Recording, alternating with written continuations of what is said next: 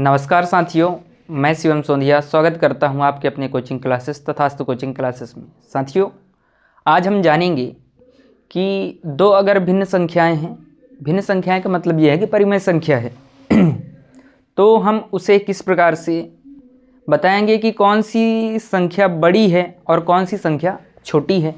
और इसको ज्ञात करने के लिए हम तो पहले छोटी क्लास में जैसा हम करते हैं वैसा जानेंगे।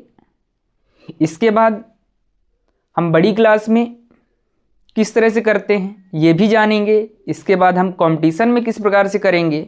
इसके लिए समझते हैं कि आखिरकार हम दो अगर भिन्न में संख्याएं दी हुई हैं तो हम किस प्रकार से उसे हल करेंगे। तो साथियों, ये मैंने यहाँ पर लिखा है कि निम्नलिखित संख्याओं में से कौन सी संख्या बड़ी भिन्न है या फिर कौन सी भिन्न बड़ी है। तो साथियों देखते हैं, जैसा हम छोटी क्लास में पढ़ते हैं तो यहाँ पर मैं लिख देता हूँ छोटी क्लास, छोटी क्लास। ये आप बिल्कुल छोटी क्लास के बच्चे जो भी हैं, 5th क्लास के बच्चे, तो वो इस प्रकार से ज़रूर करें और करते भी हैं बच्चे। आपको 5th क्लास में सिखाया गया होगा कि 8/3 है और यहाँ से हमें ये पता करना है कि कौन सी संख्या बड़ी है कौन सी संख्या छोटी है। तो इसके लिए आप क्या करते हैं, ये जो हर है ये 3 और यहाँ पर 2, तो हम क्या करते हैं 3 और 2 का एलसीएम ले लेते हैं। एलसीएम ले करके हम इसे सॉल्व कर देते हैं। तो एलसीएम अपना आता है 6। साथियों, ये छोटी क्लास के बच्चों के लिए मैं बता रहा हूँ, तो आपको ये ध्यान रखना है कि आखिरकार एलसीएम निकालते कैसे हैं। तो ये इस प्रकार से, यहाँ पर 2 से अगर हम डिवाइड कर रहे हैं, 3 तो डिवाइड होगा नहीं तो इसे पूरा ही लिख देंगे, और 2 से 2 एकम 2 और 3 से 3 एकम 3। और हम किस प्रकार से इसे लिखते हैं, 2 गुणते 3 और बराबर 3 दूनी 6, और ये अपना एलसीएम आ जाता है।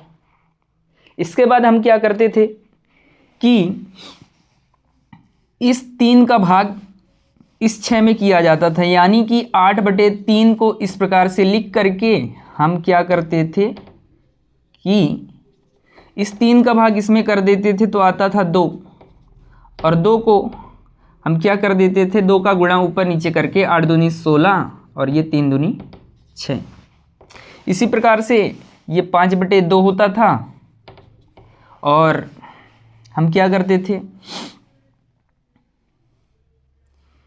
कि इस 2 का भाग इसमें करेंगे, यानी कि 5/2 हम पहले ही लिख लेंगे, और इस प्रकार से, और 2 का भाग इस पर हम करके तो आएगा 3, और 3 को हम इस प्रकार से लिख देते हैं 5 3 15 और 3 दूनी 6।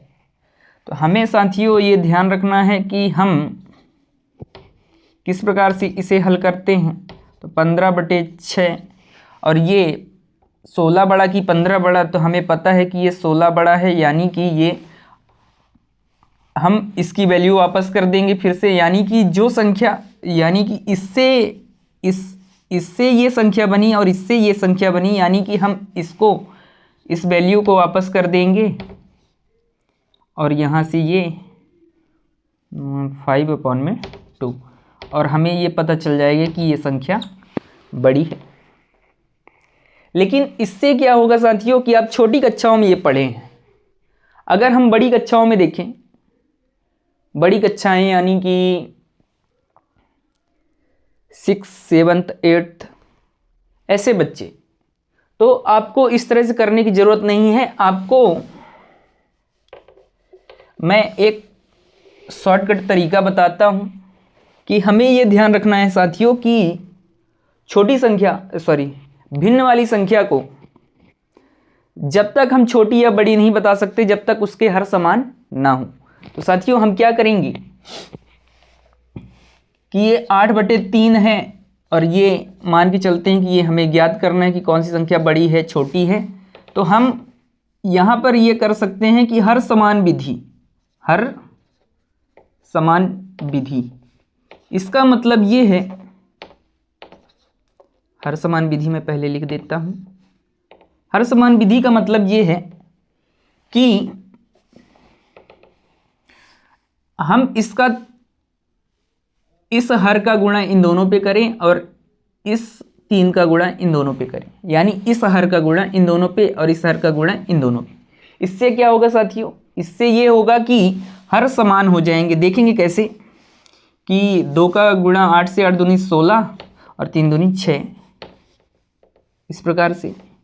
और 3 से गुणा इधर तो 5 3 15, सॉरी 3 5 15 और 3 दूनी 6। और साथियों देख रहे हैं कि हर समान हो गया, और जब ये हर समान हो गया तो हम आसानी से बता सकते हैं कि कौन सी संख्या बड़ी होगी और कौन सी संख्या छोटी होगी। सीधी सी बात है। यहाँ पर भी अपना आंसर क्या आया, 8/3 बड़ा है 5/2 से। तो ये बड़ी कक्षाओं के लिए, यानी कि यहाँ पर मैं लिख देता हूँ साइड में बड़ी कक्षा के लिए, बड़ी क्लास।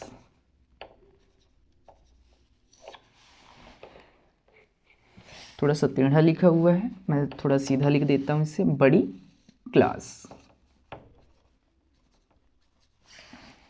इसी प्रकार से साथियों अगर हम देखें कि अगर कंपटीशन लेवल का अगर हमें सॉल्व करना है तो हम देखते हैं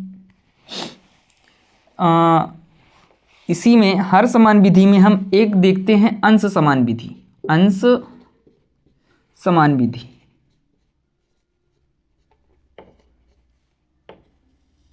अंश समान विधि।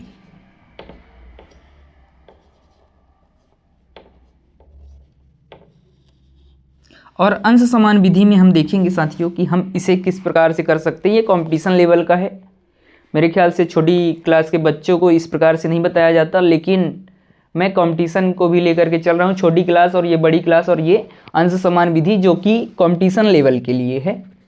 तो अगर ये लिखा हुआ है 8/3 और हमें पता करना है 5/2 लिखा हुआ है, इन दोनों में से कौन सी संख्या बड़ी होगी, तो हर समान विधि में साथियों हम क्या करेंगे कि इस अंश का गुणा इन दोनों पे करेंगे, इस अंश का गुणा इन दोनों पे करेंगे। कहने का मतलब ये है साथियों कि दूसरा जो अंश है उसका गुणा हम पहली संख्या में ऊपर नीचे यानी अंश और हर दोनों में गुणा करेंगे। इसी प्रकार से साथियों 8 का गुणा हम इन दोनों पे करेंगे, यानी कि 5 का गुणा हम इन दोनों पे करेंगे तो 5 8 40 और ये 5 3 15। इसी प्रकार साथियों हम क्या करेंगे कि इस 8 का गुणा 8 5 40 और ये 8 दूनी 16। अब साथियों हमें यहाँ पर एक बहुत ही इंपॉर्टेंट बात ध्यान रखना है कि अंश तो सेम हो गया और यहाँ पर हर अलग अलग है। तो हमें ये ध्यान रखना है कि ये जो जिस हर की संख्या छोटी है वही संख्या बड़ी होगी, और जिस हर की संख्या बड़ी है वह संख्या छोटी होगी। कहने का मतलब ये है साथियों कि यहाँ पर ये वाली संख्या बड़ी होगी, यानी 8/3 और 5/2 में ये संख्या यानी 8/3 बड़ी होगी।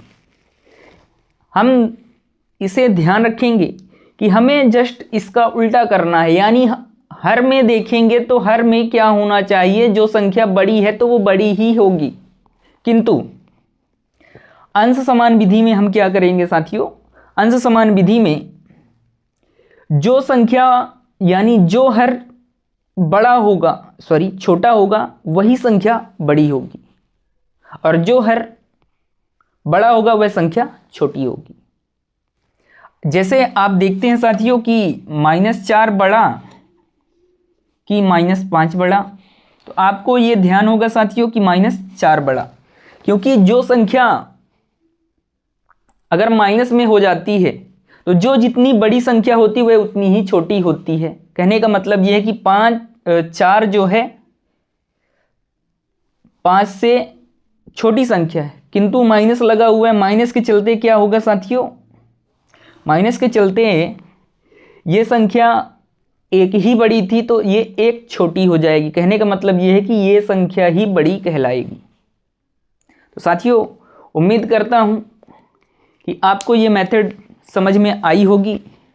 आप इसे 2 बार ज़रूर देखिए और इस मेथड का उपयोग करके आप छोटी क्लास यानी कि 5th क्लास 6th क्लास के बच्चे इस प्रकार से आप कर सकते हैं। यहाँ से 7th 8th 9th वाले बच्चे कर सकते हैं और ये कंपटीशन वाले बच्चे कर सकते हैं। तो साथियों उम्मीद करता हूँ कि आपको ये जानकारी समझ में आई होगी। साथियों इसी प्रकार से आपको ये इन प्रश्नों का हल बना लेना है। तो साथियों मैं एक और प्रश्न को हल करके आप लोगों के लिए बता देता हूँ। आप फिर इसके बाद क्या करना कि आप इनकी प्रैक्टिस स्वयं ही कॉपी में हल कर लेना। साथियों मैं इस प्रश्न को हल करके आपके लिए बताता हूँ। तो देखते हैं कि आखिरकार क्या सच में रिजल्ट इसी प्रकार से आ रहा है कि नहीं।